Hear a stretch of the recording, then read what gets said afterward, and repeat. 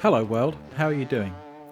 I want to show you a couple of coins that I bought at an auction earlier in 2024. But first I want to talk a little bit about their previous owner. If you're at all familiar with the British blues scene, you've probably heard of Victor Brox.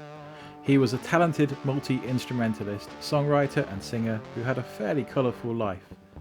He first emerged onto the scene in the 1960s and counted Jimi Hendrix, Robert Plant and Tina Turner amongst his fans. He worked with a whole host of well-known musicians and appeared on a load of records. For example, he appears as the High Priest Caiaphas on the original album recording of Jesus Christ Superstar.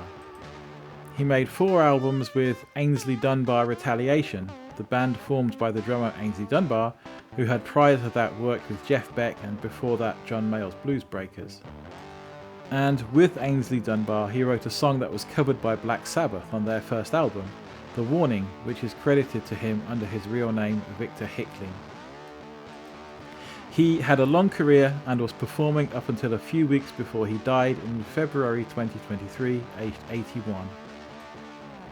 Outside of music, he was a prolific collector and gathered a rare collection of antiquities, including a fairly extensive coin collection of ancient Greek and Roman coins, together with a fairly eclectic range of musical instruments.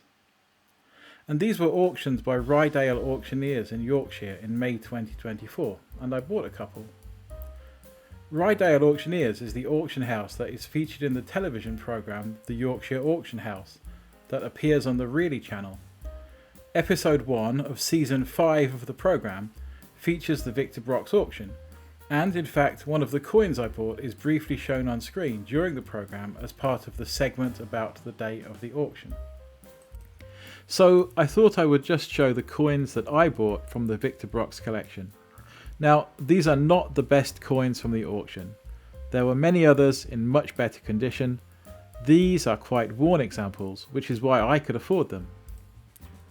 We'll look at the older one first, and it's an Athenian owl tetradrachm. In the auction it was listed as an Attica Athens tetradrachm, so it originates from somewhere in that region. No date was given, but it is probably from around 450 to 400 BC.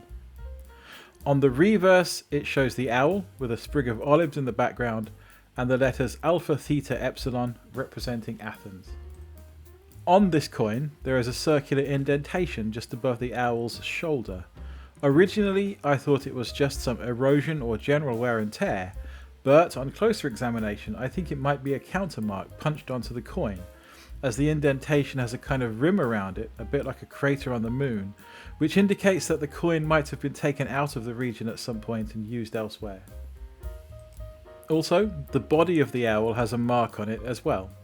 I have seen something similar on some other examples, for example on the Classical Numismatics channel, where the coin has been cut to check the quality of the silver, a bit like an assay test. You can also see one of the letters has partly disappeared, so I wonder if this coin was clipped at some point in antiquity. If I turn it over to the obverse, we have the head of Athena, again quite worn and toned, and also again possibly clipped. But in the right light the face is reasonably clear and you can see the details of her helmet and earpiece.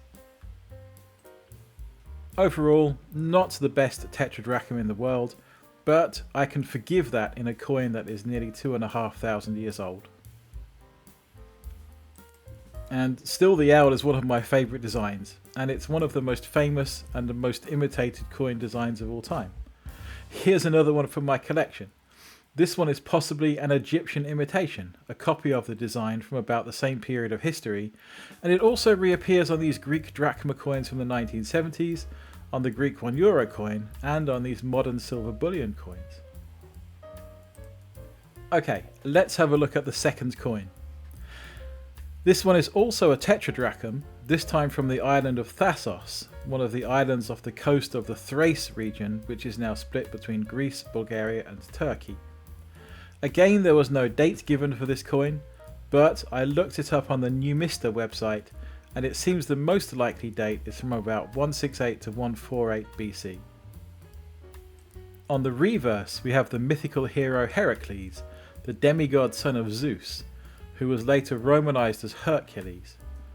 Here we can see him holding his club and with a robe or possibly the fur of a lion draped over his arm, and even though the design is quite worn, you can see he has pretty prominent calves, so clearly he did not skip leg day. The text around him identifies him as Heracles and identifies Thassos, and again some of the text is cropped, so again possibly the coin was clipped at some point in antiquity. On the obverse we have the god Dionysus, and even though the design is worn, you can still see the ivy and the berries in his wreath. Dionysus is the god of wine, festivity, madness, theatre and fertility, so he's my kind of god. So there are my 2 coins I bought.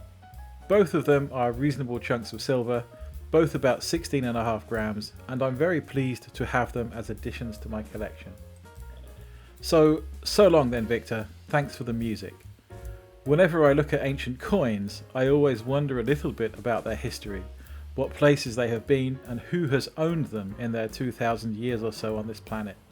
It's nice to know that I've got at least a couple that have perhaps been owned by someone who lived a bit more of an adventurous life. I'll do my best to be a good custodian of these coins until they pass on to somebody else.